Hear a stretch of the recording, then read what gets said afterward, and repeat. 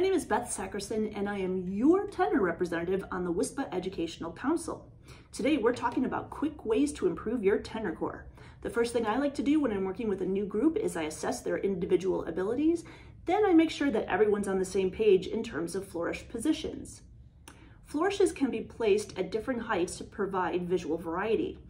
I start with defining high, mid, and low levels. Since players have to hit these spots repeatedly, I define these using landmarks on either my body or the drum. Low level is fairly straightforward. If the flourish is at the center line, then low is easily defined as just above the drum. But how about when the flourish is off to the side? You need to define where the low boundary is. Is it at the same height as the drum, or is it completely down at the side of the player? Keep in mind that the lower the flourish is, the longer it's going to take to reach and recover from. This is important to keep in mind if the music is fast or if your players are not strong or fast enough themselves to get to the next flourish on time. Also, the lower the flourish, the less it's seen by the audience. High level is also something that differs significantly based on your player's shoulder range of motion, their strength and speed, or how you want your flourishes to look. Some bands want the arms straight up in the air near their ears. Other bands like to define high as how high the arms will go with the shoulders in a relaxed position. This naturally causes the arms to be slightly in front of the body and with a slight bend. Finally, some bands who have players with shoulder issues will define high as the upper arm extending straight out at shoulder height and the elbows bent at 90 degrees. Keep in mind that the higher the arm goes, the more energy it takes. This is important for things like time. So when making your determination on how you want that to look, make sure you keep your core's fitness level in mind.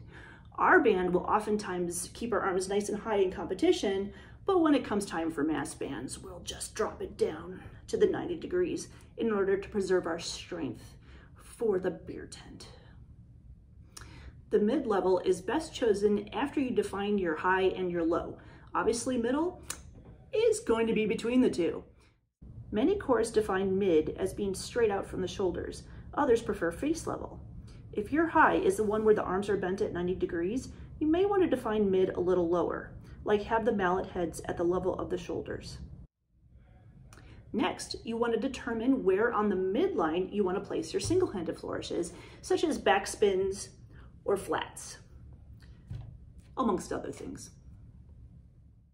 When I first learned, I was taught the box method where the flourishes were placed directly in front of the shoulders, but the more modern approach is to use the midline.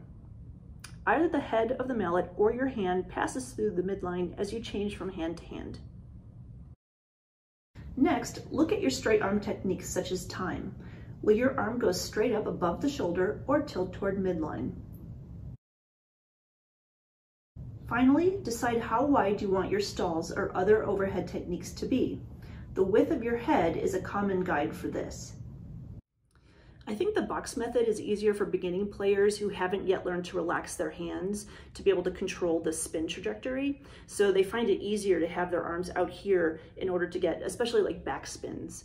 It doesn't matter which one of those you choose, although midline is really the thing that people are aiming for these days. It doesn't matter. As long as everyone's doing the same thing, perfect.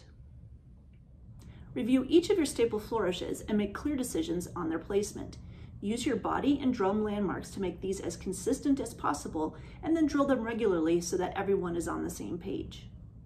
The last thing we want to do is make sure your players are familiar with the 4 directions of flourishing. Forward, meaning toward your audience. Backward, which is towards you. Inside, which is toward the midline. Boop. And outside, boop, which is away from midline.